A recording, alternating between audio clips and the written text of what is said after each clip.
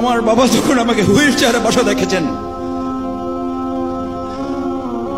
ওখানে বাবা চেয়ারে বসে পড়েছেন, বলছে আমার 35 বছরের সন্তান, তাকে হুইল চেয়ারে বসে রাখা হয়েছে, আমি বৃদ্ধ বাবা দাঁড়িয়ে থাকি কি করে।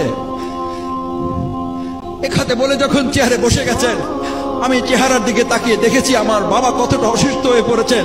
সেই অসুস্থতা থেকে বাবা মৃত্যুর করে ধাবিত হয়েছেন, আল্লাহ তাআলা তাকে নিয়ে গেছেন, আফসোস নেই।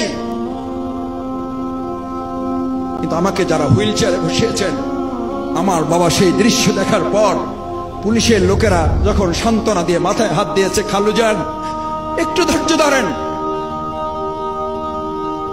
আমার বাবা দ্ব্যর্থহীন কণ্ঠে চেয়ারে বসা থেকে আবার দাঁড়িয়েছেন।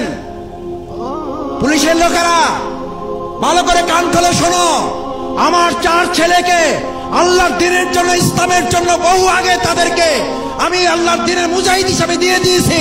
আর আল্লাহর সম্পদ আল্লাহ যেভাবে তাদের কাজে লাগায়, আমি সিরাজউদ্দিন তাতে খুশি আছি।